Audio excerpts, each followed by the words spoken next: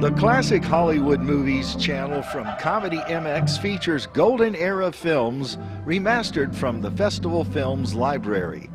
Festival Films was founded in 1976 by Ron Hall.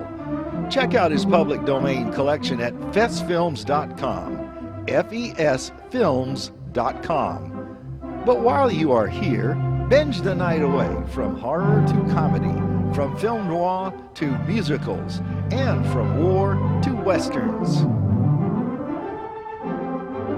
The thrills and chills never stop at Comedy MX. So return with us now to those golden days of yesteryear.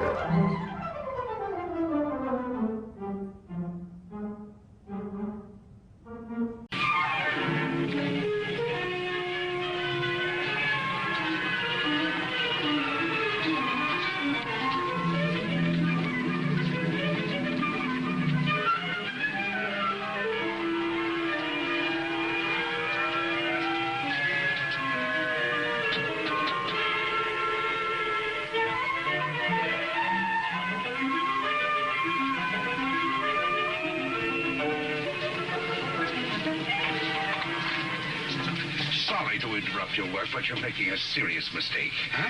With reindeer, I mean. You're putting Prancer where Dasher should be. And Blitzen should always be on my right-hand side. He should, huh? Yes, and another thing. Donna's antlers have 4 points instead of 3. But I don't suppose anyone would notice that except me. No, I don't suppose so. Say, who are you? My name is Kringle. Kris Kringle. Well, glad I could be of help. Goodbye.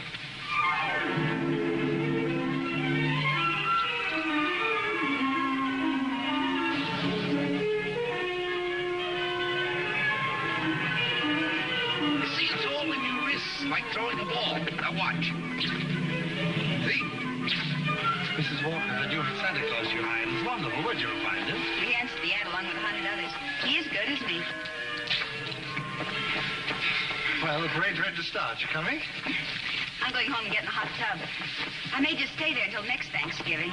You've worked so hard on the parade. If I want to, I can see it from the roof of my apartment. Bye.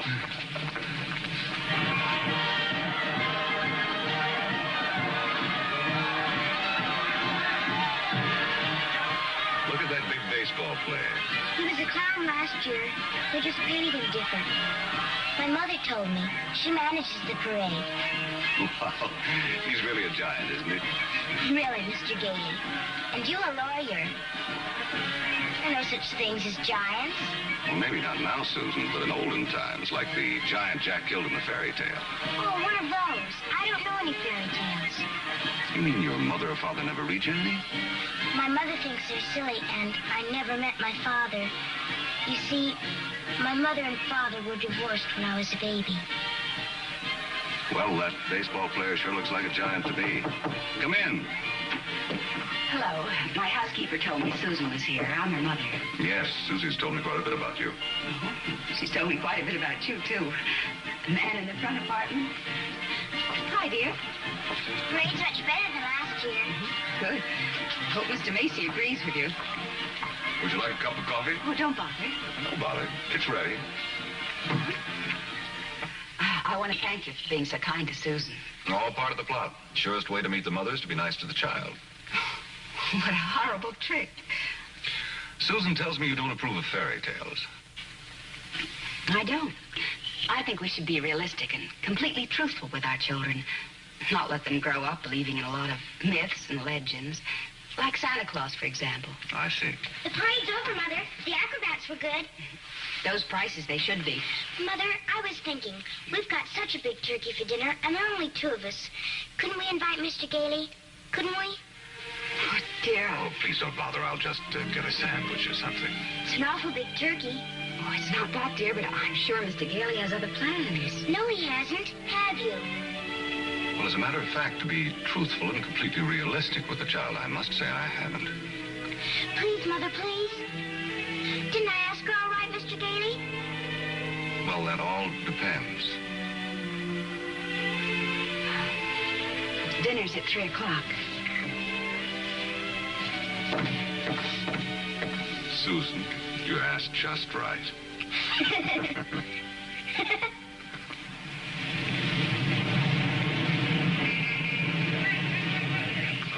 screaming brats arrive, I want to give you a few pointers on how to be a good Santa Claus. Go ahead. Now, here's a list of toys we have to push. You know, things we've overstocked. You'll find that a great many children are undecided as to what they want for Christmas. When this occurs, you immediately suggest one of these items. You understand? I certainly do. All right, here they come. You get up there and go to work and memorize that list. And remember, be jolly. You're working for Macy's. Imagine that. Making a child take something he doesn't want just because he bought too many of the wrong toys. That's what I've been fighting against for years. And what's that, Pop? Trying to commercialize Christmas. And a Merry Christmas to you. Now then, what's your name, little boy? Peter. And what do you want for Christmas, Peter? I want a fire engine just like the big ones, only smaller. It's got real hoses and squirts real water. I want the little house only in the backyard, I promise. Now, Peter, I see you're a very good boy.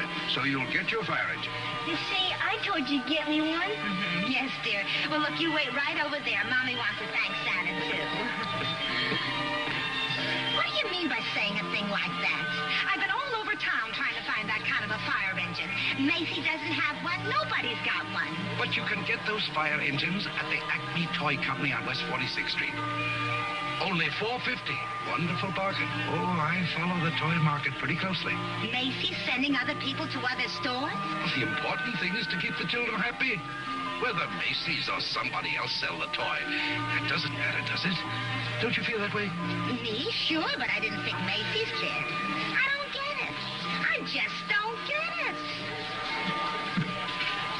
Oh, yes, we have skates.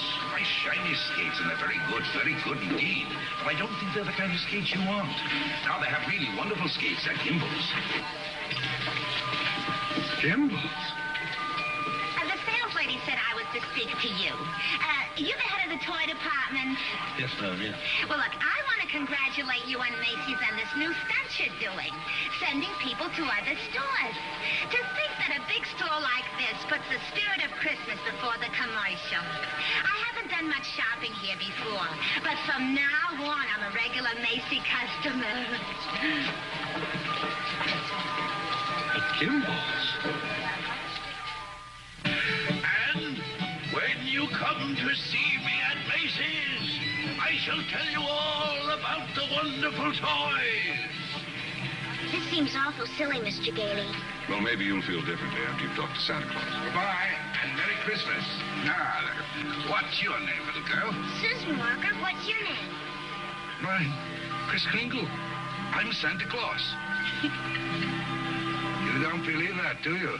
You see, my mother is Mrs. Walker, the lady who hired you. But I must say, you're the best-looking one I've ever seen. Thank you. Your whiskers don't have those things that go over your ears. That's because they're real, just like I'm really Santa Claus. Go on, pull. Oh, go ahead, pull. That's it. And what do you want me to bring you for Christmas? Nothing, thank you. Whatever I want, my mother will get me. Sensible and doesn't cost too much. Susan, dear, I think you've taken up enough of this gentleman's time. Your maid had to go home. Her mother sprained her ankle. She asked me to bring Susan down here for you. Yes, she phoned. I thought as long as we were here, we might as well talk to Santa Claus. He's a nice old man, Mother. And his whiskers are real, too. Yes, dear. A lot of old men have real whiskers like that. Susan, if you'd like to go over and look at the dolls, I'll be with you in just a minute. I want to talk to Mr. Gailey. I didn't think there was any harm in saying hello to the old gent. I'm sorry. I think there is harm. I tell her Santa Claus is a myth, and you bring her down here to meet a very convincing old gentleman with real whiskers. What's wrong with that? By filling her full of fairy tales, she'll grow up to believe life is a fantasy instead of a reality. She'll keep waiting for Prince Charming to come along, and when he does, he'll be a... We were talking about Susie, not you. Whether you agree with me or not, I'll have to ask you to respect my wishes.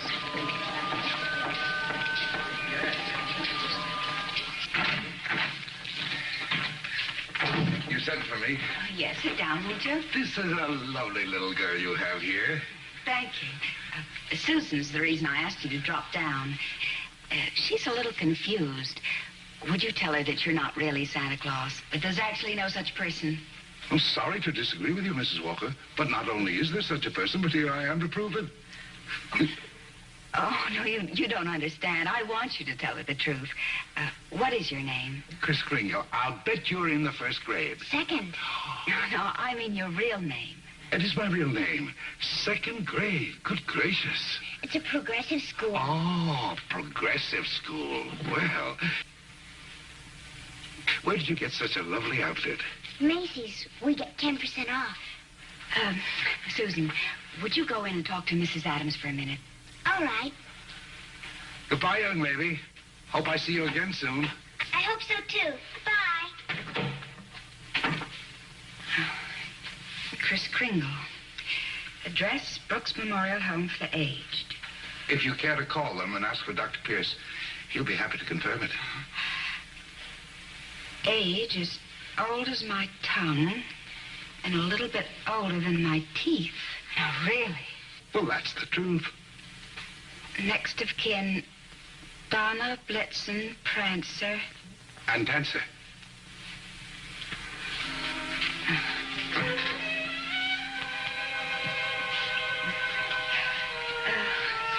I'm sorry, Mr.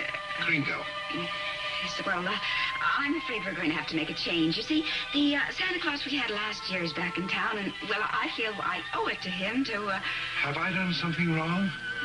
No. Excuse me. Yes? Mr. Macy wants to see you immediately, Mrs. Walker. Oh, yes, right away. You'll have to excuse me. Miss Adams will give you your voucher on the way out, and you'll receive a full week's salary.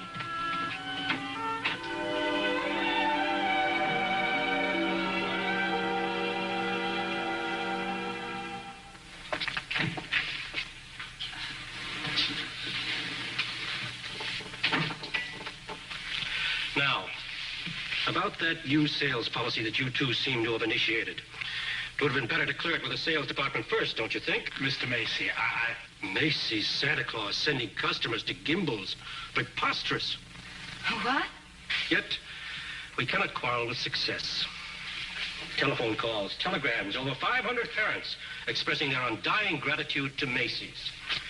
So as a result, I've decided to make this the new sales policy for the entire store. If we haven't got what a customer wants, we'll send him where he can get it. In this way, Macy's will be known as the store with a heart.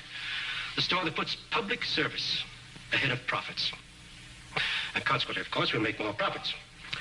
Well, I just want to express our appreciation and to tell you that in your Christmas envelopes, there'll be a more practical expression of our gratitude. Thank you, Mr. Macy. That'll be all. Oh, and tell that wonderful Santa Claus of yours that I haven't forgotten him either. No, never mind. I'll tell him myself. In the morning.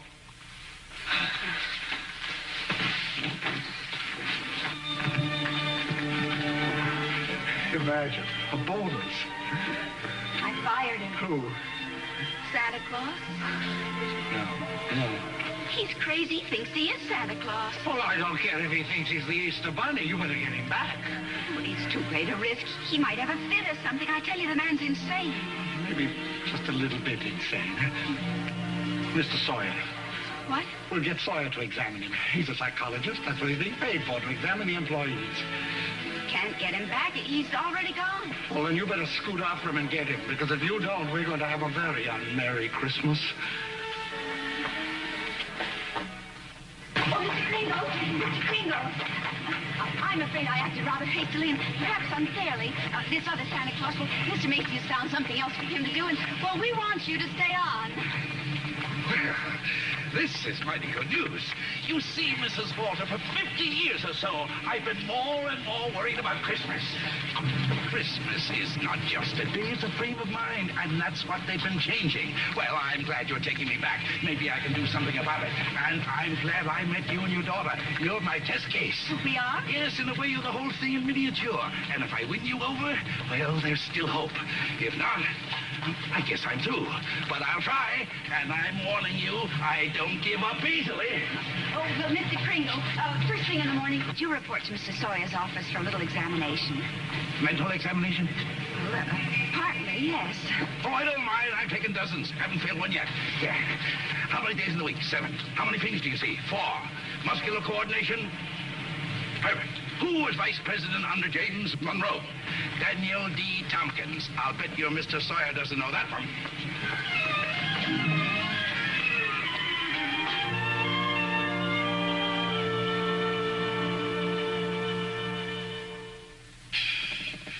much is 3 times 5? You asked me that before. I'm conducting this examination. How much is 3 times 5? Same as it was before. 15. You're rather nervous, aren't you, Mr. Sawyer? Do you get enough sleep? My personal habits are of no concern to you. Oh, I'm sorry. It's just that I hate to see anyone all tied up. How many fingers do you see? 3. You bite your nails, too? I want you to stand up straight with your arms extended. Muscular coordination test. Surely I'll be glad to. You know, very often nervous habits like yours is caused by insecurity. Are you happy at home, Mr. Sawyer? That will be all, Mr. Kringle. The examination's over. You may go. And it may interest you to know that I've been a happily married man for 26 years. Oh, I'm delighted to hear it. Bye. Your wife, Mr. Sawyer? Professor. Agnes, how many times have I told you not to bother with the office? No, I give you a perfectly liberal allowance. If that fat, stupid brother of yours would get a job, you wouldn't have to be pestering me all the time. Not a penny. How long have you known him, Dr. Pierce? Well, he wandered into the home about 8 months ago. Looked the place over and said, well, it'll do. Just stayed on. Has he ever told you his real name? He said he was Kris Kringle. We never pressed him further. Mrs. Walker, after giving that man a comprehensive examination, it's my considered opinion he should be dismissed immediately. Dr. Pierce, Mr. Sawyer. Excuse me, didn't Kris answer the questions correctly? Well, yes, he did, but there was a complete lack of concentration. There's no doubt about it. He should be placed in a mental institution. Wait a minute. People are institutionalized to prevent them from hurting themselves or other people. His is a delusion for good. He only wants to be friendly, helpful. Mrs. Walker, naturally I cannot discharge this man. So when he begins to exhibit his latent maniacal tendencies, which I assure you he will, the responsibility will be entirely yours. Dr. Pierce, if there's the slightest possibility of trouble, Now, what trouble could Kris possibly get into? No? Well, coming to work, for instance, a policeman might ask him his name. Now, you know that would get him into a fight. Well, that could be avoided easily enough.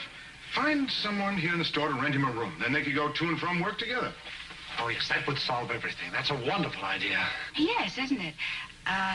Your son's away at school. What about his room? Well, I'll talk to Mrs. Shellhammer as soon as I get home. In the meantime, you take Kris home to dinner. Oh, no, I couldn't. Oh, really, Mrs. Walker? If I can supply the room, the least you can do is furnish a free meal.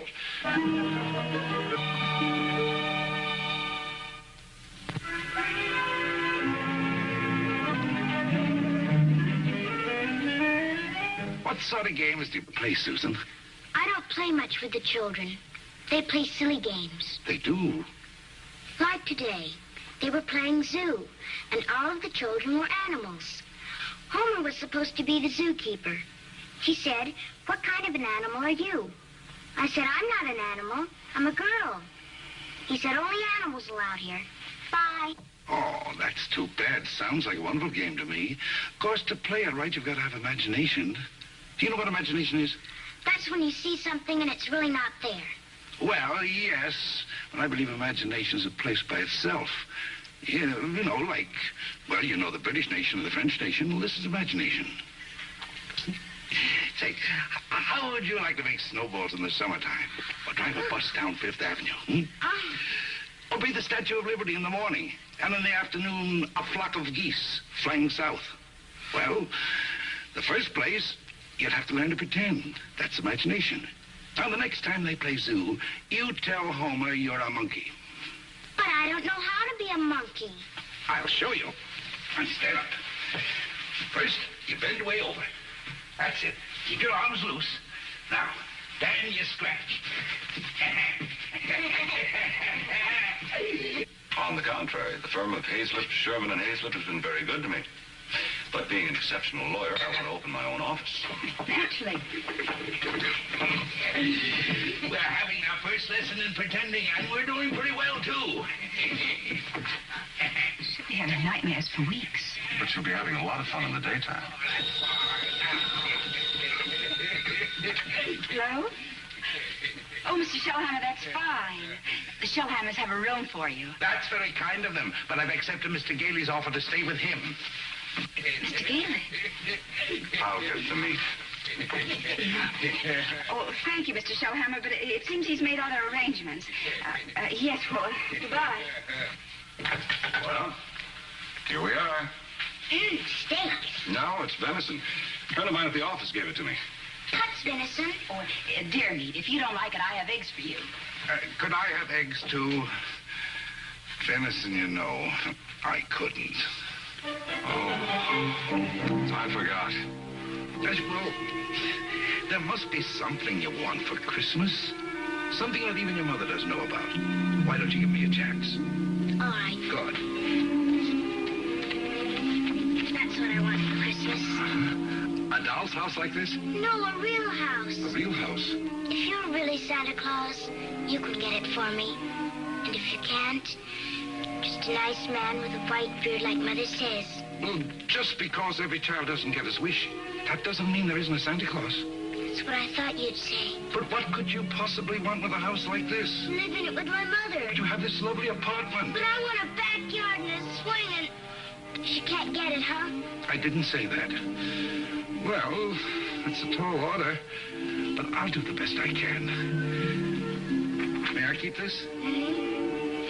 Good night, Susan. Good night.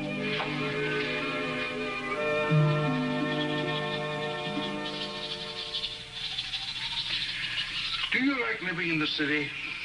Oh, it's all right. I kind of like to get out in the country sometime, though. Not a big place, just one of those junior partner deals in Manhattan. I know the kind you mean. One of those colonial houses. Or Cape Cod. I've been thinking about Mrs. Walker. You know, like a lot of divorced women, she's determined that no one will ever hurt her again. With a little more effort on your part, she might be made to crawl out of a shell. You know, those two are a couple of lost souls. It's up to us to help them. I'll take care of Susie if you'll take care of her mother. It's a deal. Good. You ready? Oh, no, you don't. I'm not going to be cheated that way. All my life I've wondered, and now I'm going to find out. I'm going to learn the answer to the question that's troubled the world for centuries. Does Santa Claus sleep with his whiskers inside or out? Always sleep with them out. Cold air makes them grow.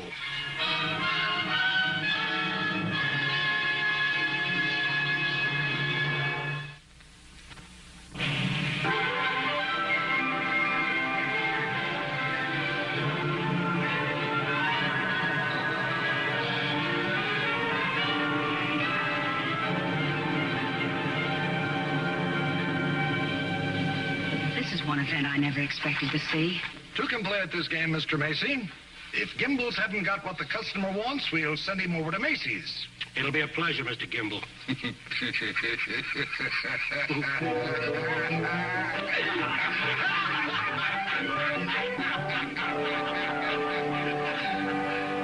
There they sat.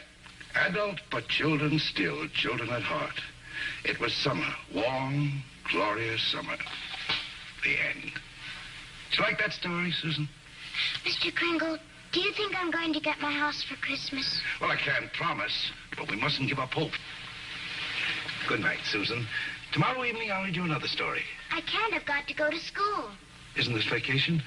Yes, but this is what they call a required function. Required function? The Fillmore Progressive School requests your presence at a special performance of a Christmas play to be given in the modern manner. What does that mean? A Christmas play without Santa Claus. Well, a Christmas play without a Santa Claus? The performance will be followed by a short address. Subject, exploding the myth of Santa Claus. The guest speaker will be Mr. Albert Sawyer.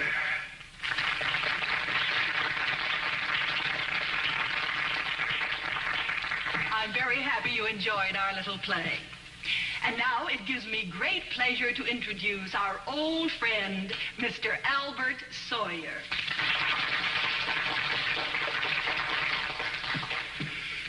Parents and young people, It's thrilling indeed to see so many happy, smiling faces.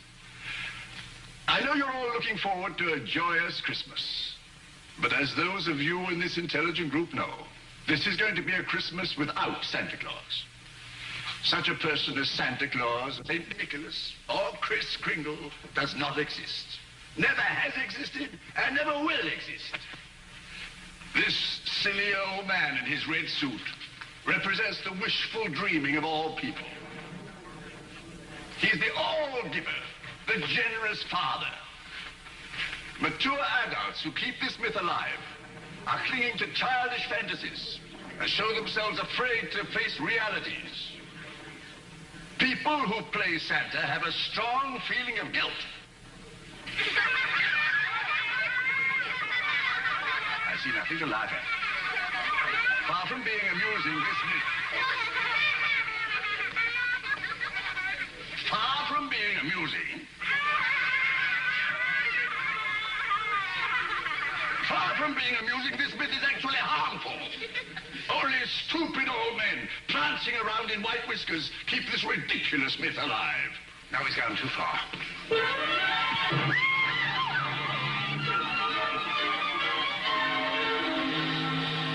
Became violent because I attacked his delusions, and he'll do it again. Well, if you ask me, I think we ought to get an outside psychiatrist to examine him. Then you better do it right away before Mr. Macy hears about it. Oh, that's right. You explain it to Mr. Kringle. After all, you're his friend. No, I can't. Well, after all, I'm very fond of him, and this is going to hurt him deeply. I just can't. All right, what can we do? I think I have it. You tell Kringle Mrs. Walker wants him to leave at once in order to have some publicity pictures taken with the mayor. I'll have a car waiting outside, and once we get him in the car, we'll drive him straight off to Bellevue Hospital. Yes, that'll do it. I'll ride up front with the driver.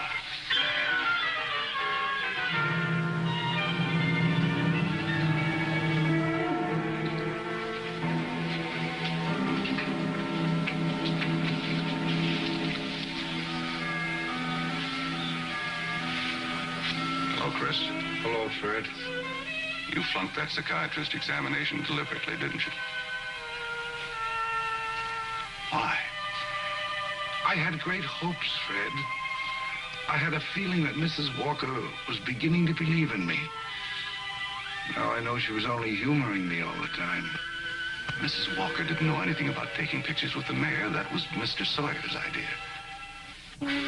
It isn't just Mrs. Walker. Take Sawyer. Contemptible, deceitful, dishonest. But he's out there, and I'm here. If that's normal, I don't want it. But you can't just think of yourself. What happens to you matters to a lot of people. People like me who believe in you and what you stand for. People like Susie who are just beginning to. Chris, you can't let them down. You're right. Let's get out of here. Now, wait a minute. You flunked that examination, but good. Yes. I said our first president was Calvin Coolidge. Oh, but you can fix that. You'll think of something. Now, take it easy. A judge is going to be asked to sign papers committing you to a mental institution. The only chance would be to prove you legally sane at a public hearing. Good. I can think of nothing better. Don't you see? That will settle the question once and for all.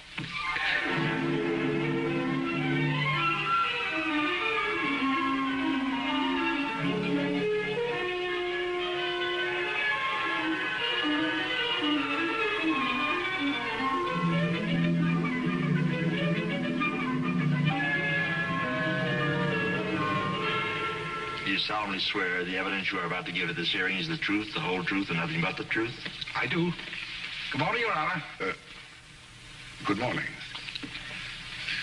You may proceed, Mr. District Attorney. My name's Thomas Mara. What's yours? Kris Kringle. Oh. Where do you live? That's what this hearing will decide. It's a very sound answer, Mr. Kringle. Thank you, Your Honor. Tell me, do you really believe that you're Santa Claus? Of course. The state rests, Your Honor. In view of this statement, do you still wish to put in a defense, young man? I do, Your Honor. I'm fully aware of my client's opinions. In fact, that is the entire case against him. That Mr. Kringle is not sane because he believes himself to be Santa Claus. An entirely logical assumption, I'm afraid. Not necessarily, Your Honor. You believe yourself to be Judge Harper, yet no one questions your sanity because you are Judge Harper. Mr. Kringle is the subject of this hearing, not me. Exactly. So I intend to prove that Mr. Kringle is Santa Claus.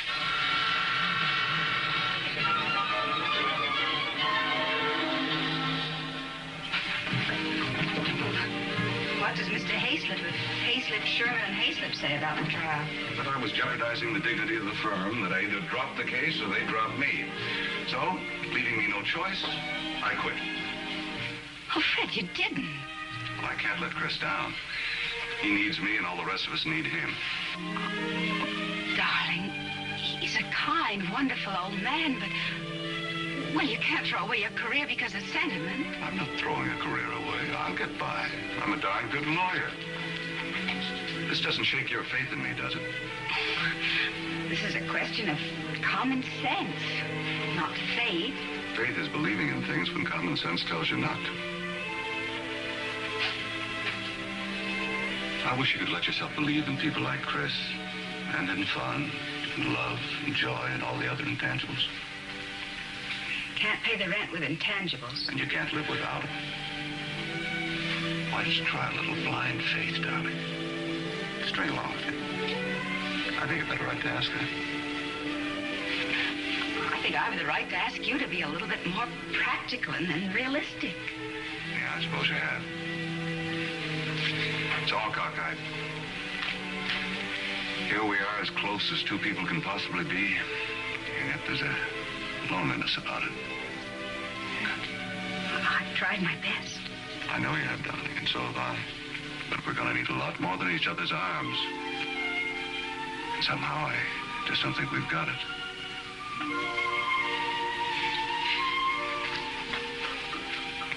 Funny. With all my common sense, I was just beginning to think this time it might work out. So was I, but... Can I help you trim the tree? Thanks, I can do it. Well, good night. Good night.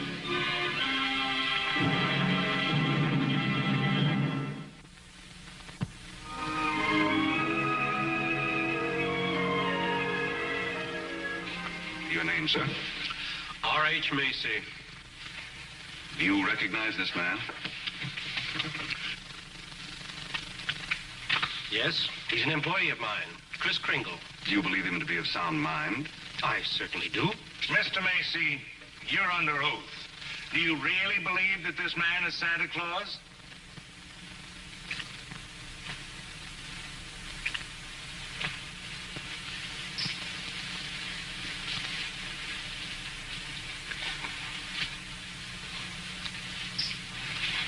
Do you? I do. That is all.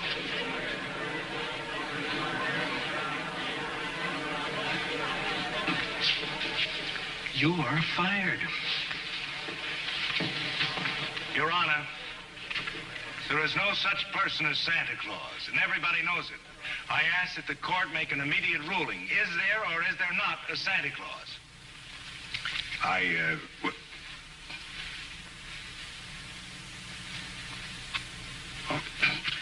This court will take a short recess to consider the matter. I don't care about the law. I'm talking about politics. You go back in there and rule that there's no Santa Claus, we won't be even able to put you in the primaries. Charlie. I'm a responsible judge. How can I seriously rule that there is a Santa Claus? All right, go back in there and rule there isn't. The kids read about it, so they don't hang up their stockings. So what happens to all the toys that are supposed to be in them stockings? Nobody buys them. Oh, the toy manufacturers are gonna love that. What about the Christmas card makers, the candy companies? Oh, boy, are you gonna be a popular guy. And what about the Salvation Army? They got a Santa Claus on every corner. Henry, I'm telling you, if you go back in there and rule that there's no Santa Claus, you can count on getting just 2 votes. Your own and the district attorneys out there.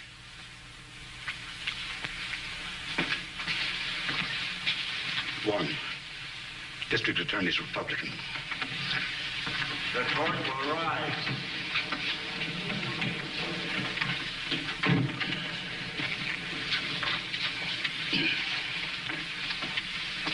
This court has just consulted the highest authority available. The traditions of American justice demand a broad and unprejudiced view of such a controversial matter. And therefore, this court is determined to keep an open mind and hear the evidence from either side. But can my opponent produce any evidence in support of this contention? Your Honor, I can.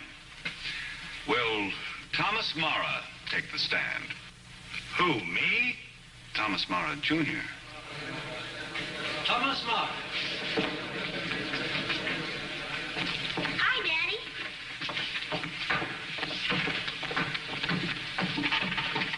Tommy, you know the difference between telling the truth and telling a lie, don't you? Everybody knows you shouldn't tell a lie, especially in court. Do you believe in Santa Claus? Sure I do. And what does he look like? There he is, sitting over there.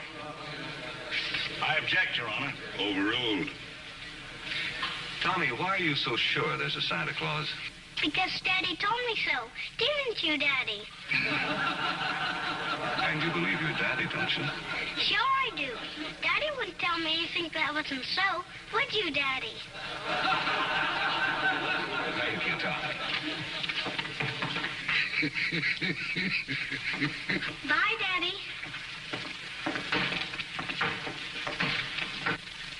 The state of New York is willing to concede the existence of a Santa Claus.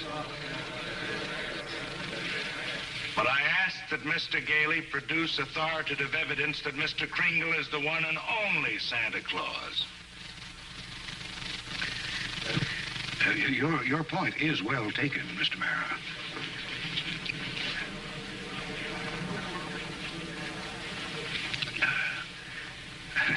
Mr. Gailey, are you ready to show that Mr. Kringle is Santa Claus? On the basis of competent authority? Not at this time, Your Honor. I ask for an adjournment until this time tomorrow. This court stands adjourned till 3 o'clock tomorrow afternoon. That's already. What are you doing? Writing to Mr. Kringle to tell him I believe in everything he told me. Everything will turn out fine. That's nice. He'll like that. Where shall I send it? Why don't you send it to the county courthouse? Okay.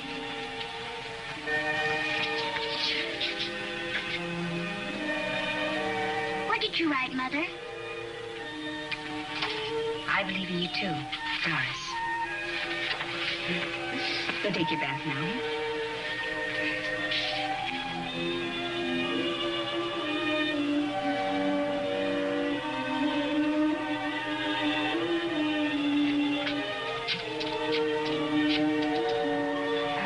Could you give me the number of the main post office, please? Hello, dead letter office. Are you kidding? We got maybe a couple of 100,000. Yes, ma'am, we sure would. Hey, lady, that's not a bad idea. Thank you.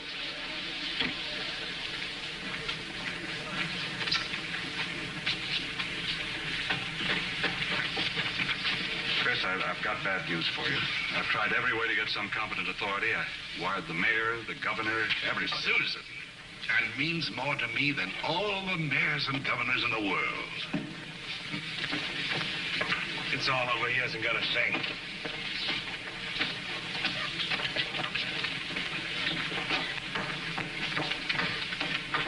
Your Honor, the defense has yet to produce one bit of authoritative proof that this man is really Santa Claus. And in view of the fact that it is Christmas Eve and we're all anxious to get to our homes, I ask that these commitment papers be signed without further delay. Mr. Gailey, have you anything further to offer? I should like to submit the following evidence, Your Honor. It concerns an official agency of the United States government. The Post Office Department, one of the world's largest business concerns, did a gross business last year of $1,112,877,174. Your Honor, I'm sure they're all deeply gratified to know that the post office department is doing nicely, but it hardly has any bearing on this case. Furthermore, the U.S. postal laws make it a criminal offense to willfully misdirect mail or intentionally deliver it to the wrong party. Yeah, Your Honor. I'm sure that the state of New York is willing to admit that the post office department is authoritative, prosperous, and efficient. For the record. For the record, anything to get on with this case. Then, Your Honor, I offer these letters in evidence. They're simply addressed to Santa Claus, yet they were each delivered to Mr. Kringle by bona fide employees of the Post Office Department. I offer these as authoritative proof. Your Honor, 3 letters are hardly authoritative proof. I have further exhibits, Your Honor, but I hesitate to produce them. Oh, I'm sure we'd all be glad to see them. Oh, yes, indeed. Put them on my desk. On your desk? Yes, yes. Very well, Your Honor.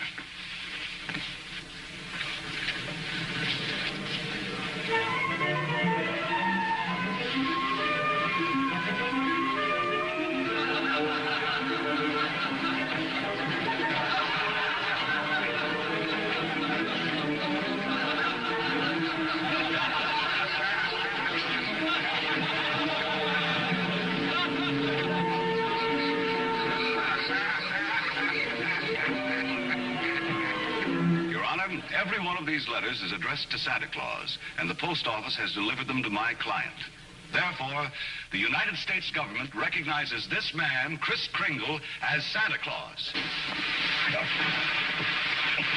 If the United States of America believes this man is Santa Claus, then this court will not dispute it. Case dismissed. Thanks, Your Honor, and a Merry Christmas to you. And a Merry Christmas to you, Mr. Kringle. Oh, I got your note. It made me very happy. Oh, I'm glad. Kris, won't you come to dinner tonight? I know. I'm working tonight. You see, it's Christmas Eve. Merry Christmas!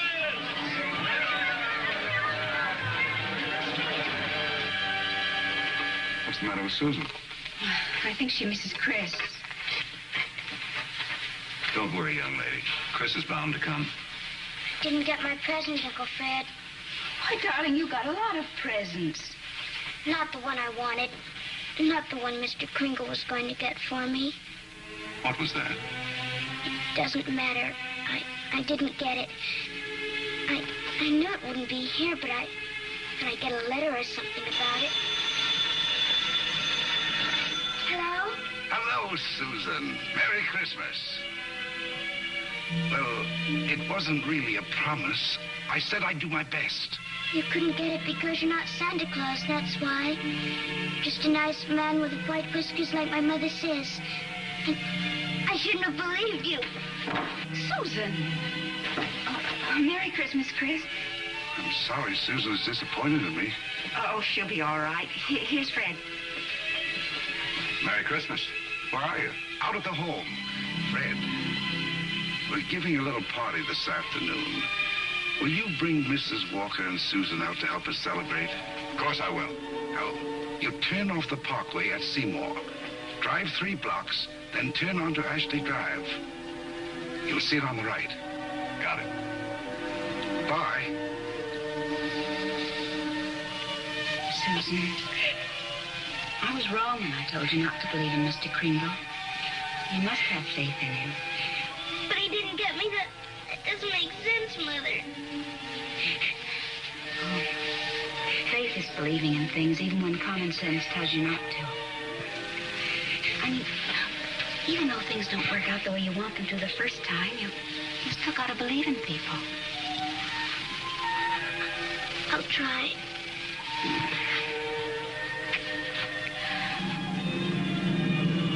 There it is, Ashley Drive. I do believe. I do believe. I do. Stop, Uncle Fred, stop! Susan!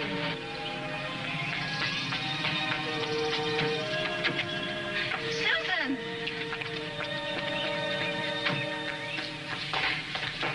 Susan?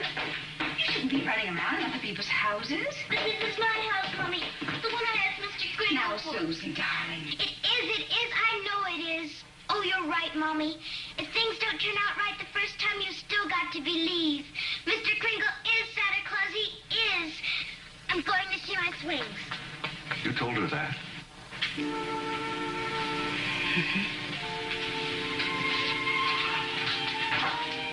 The house seems to be for sale. We can't let it down. Oh, Fred. Darling, I always believed in you. It's just my ridiculous common sense. Well, it even makes sense to believe in me now. I take a little old man and really prove that he's Santa Claus. Now, you know.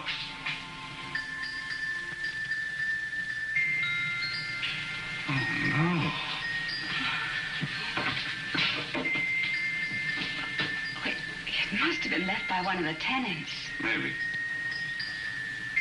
Maybe I didn't do such a remarkable thing after all.